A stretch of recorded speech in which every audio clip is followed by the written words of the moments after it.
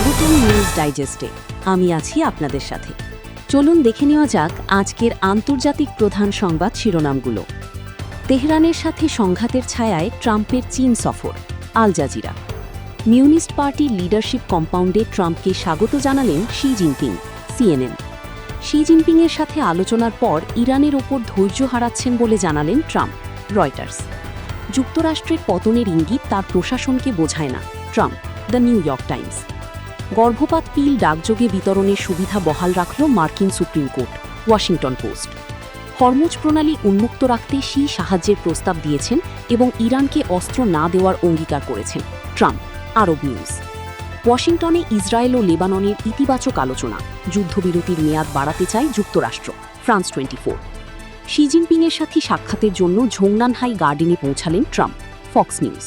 সবশেষ খবরের সাথে থাকুন।